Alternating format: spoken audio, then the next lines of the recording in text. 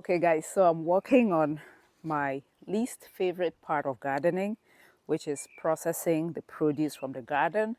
So I thought I'd share with you my process or what I have figured out to make this whole thing a little more enjoyable. Make that more enjoyable and in half the time. Let me just first share with you the tools that I use. Absolutely use a pair of kitchen shears, scissors to make this process easy. And then recently, I purchased these containers online. They are known as top trucks. It's for gardening. Something I'm going to highly recommend you buy if you grow a lot of produce like I do. So I bought a whole set, different sizes, and it comes with a colander, just like this. And as you can see, I'm doing this outdoors. That way, I don't have a bunch of mess. And then the water that I use to wash the produce with goes back directly to the garden. This is what I do. I do it this way. It's faster for me, just like so. And yes, guys, I know you can use the stems, but I have so much greens and I do not have time to sit here and work on the stems as well. Because if you want, you can also peel the stems like so.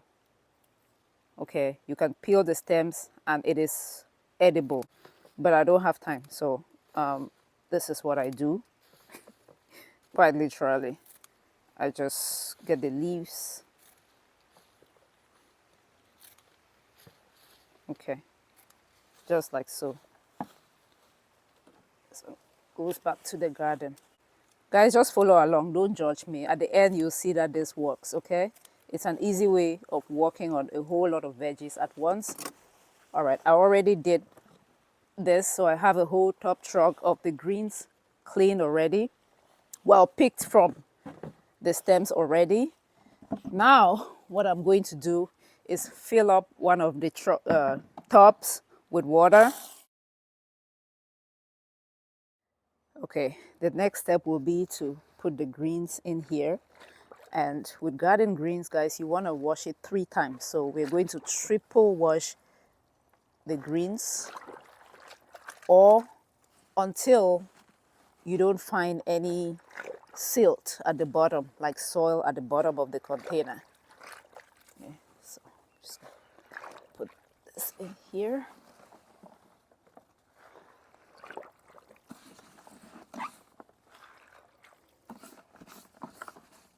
And all of the water that I use is going to go back to water plants directly in the garden. So this process is so efficient.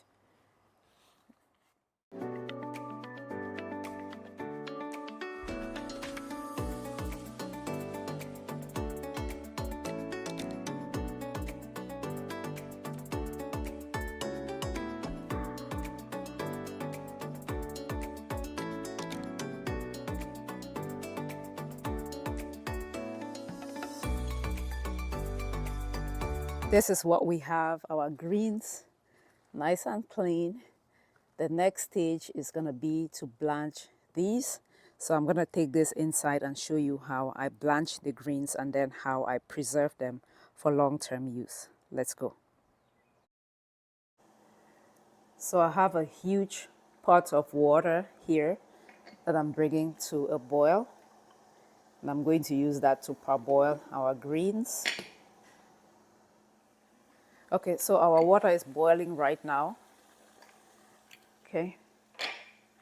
And no, I'm not going to cut the greens before I do this.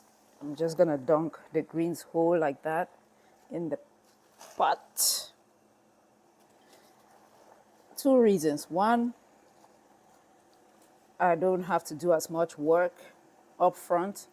And then the second reason is that I prefer the flavor of the greens when they are left whole like this. I find that when you cut the greens, it releases that smell that some people don't care for.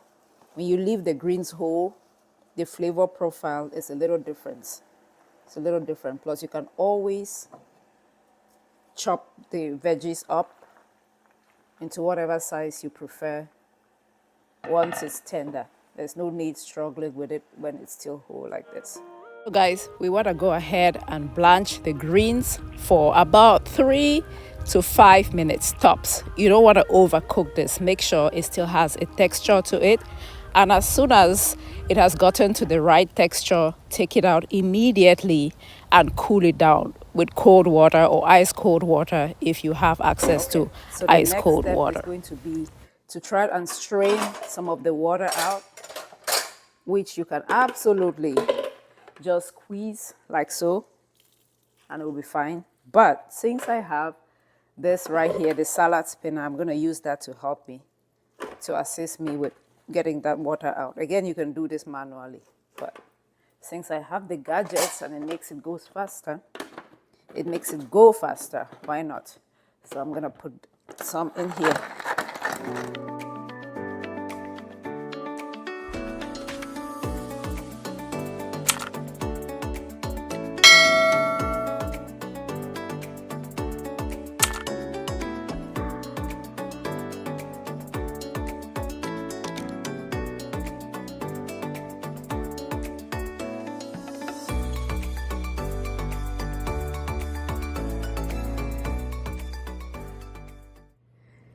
Here we have the blanched amaranth.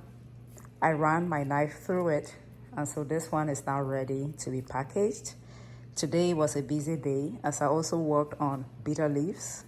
This is blanched bitter leaves. Similar process with the amaranth, except I usually like to add what we know as limestone or kanwa. It helps to maintain the color and tenderize the vegetables. But if you don't have the kanwa or the limestone, baking soda does a similar job. But with the baking soda, you have to be careful to how much you add, because you add too much, it's going to make your bitter leaves very, very tender. And then here I have jama. This is the garden huckleberry. Exact same process as the amaranth that I use. So the next step is going to be to package these for the freezer. This is what I use to package my veggies. I have these freezer safe bags. And these are really small. I thought they were bigger than this when I ordered them, but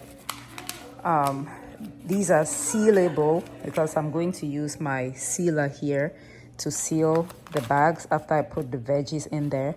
As you can see, I have gone ahead and labeled with the dates and the content, and I did buy this label roll here, which is waterproof. So yeah, that's my setup. Now I just have to put the veggies in here and then seal them, and it's ready to be preserved in the freezer. Let me be clear, I use the kanwa or the limestone or baking soda for the bitter leaves only. I do not use it for any other vegetable except bitter leaves. Please don't use limestone for amaranth or the jama. It is only for the bitter leaves. And we are done, guys. Oh my goodness. This is a lot of work, I'm not gonna lie. This process will humble you.